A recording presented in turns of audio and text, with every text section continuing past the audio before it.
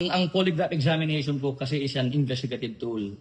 As far as investigators are concerned, marami na tayong nasob na kaso kapag napatunayan natin na nagsisinungaling sa pamamagitan ng polygraph examination, nagagamit po ito ng investigative tool, bagamat ito po hindi magagamit na actual na ebidensya pagdating sa pagpapile ng kaso.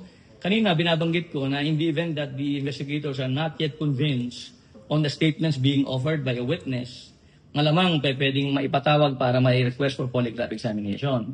Pero kung halimbawa namang ang mga investigador ay kumbinsido na sa mga nakita nilang ebidensya at ito'y nagtutugma doon sa statements na ino-offer naman ng particular na witness, malamang wala nang need for a polygraph examination. It's actually a hypothetical statement.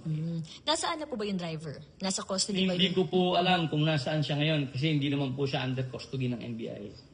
Nung pong mag-conduct ng search warrant operation, tsaka nung makunan po siya ng statement, hindi naman po, wala naman pong dahilan para i-take custody ng NBI yung driver.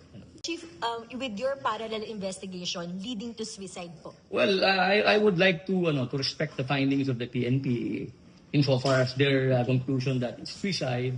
Sa amin po, we would like to complement their findings. Kung yan po lalabas sa aming investigation, we will be more than happy to support that conclusion. Pero dahil po gusto naman namin tapusin muna yung investigation ng aming NBI car, kaya mas maganda po muna na hindi namin sabihin na ganyan ang aming findings.